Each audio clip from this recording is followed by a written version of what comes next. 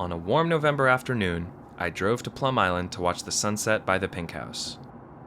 Having grown up just across the river, the iconic house has always been a symbol of peace and summertime fun for me and my family. With its future uncertain, I felt compelled to make the trip one more time and take some golden hour pictures.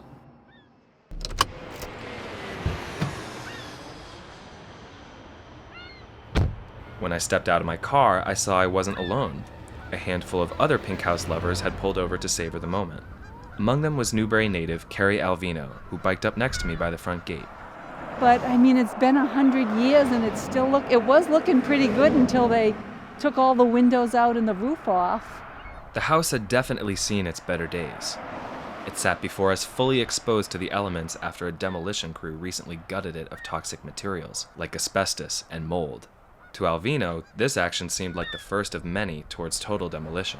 You know, I just keep thinking every time I drive down the turnpike to come home, like it's going to be gone. Across the street, I spotted another woman enjoying the warm weather by the house. Thank you. I love your pink sweatshirt. Thank you. You have a pink t-shirt on too. Oh, so yeah, wait, that's so it all works out well. We're representing the house. Her name was Kate Rosemary, and she was able to sum up the house's nostalgic value.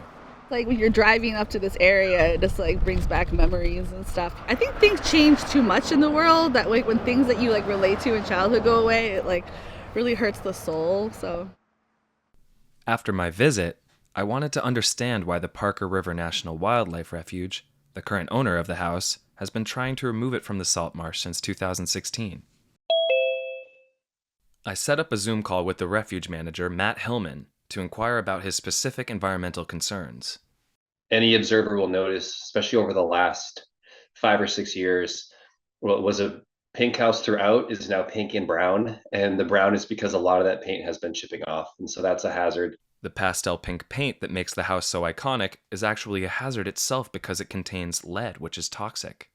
According to Hillman, the environmental damages are only exacerbated because the house is in the middle of an active flood zone. Their original plan was to do a land exchange and move the house to a qualifying parcel of land, but Hillman told me that time has run out for that option. Land exchanges, best case scenario is a 2-year process, and our position is the house does not have 2 years to wait. I offered his reasonings to Sandy Tilton, the historian on the board of the Support the Pink House organization. She was quick to offer her rebuttal.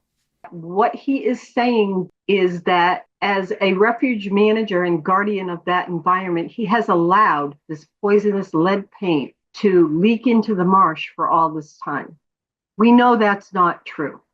A former refuge volunteer, Sandy now represents the Plum Island community, who, according to her, has lost trust in the refuge's leadership. She dismissed Hillman's claims, arguing the damages and timeline don't warrant demolition, a decision that for many locals was the breaking point. The pink house is important to them. It's important to it's their local history. She recommended I reach out to State Senator Bruce Tarr, an ally to their movement and a fierce advocate to preserve the house as a historical landmark. Over the phone, he was able to clarify how complicated it's been to cooperate with the refuge.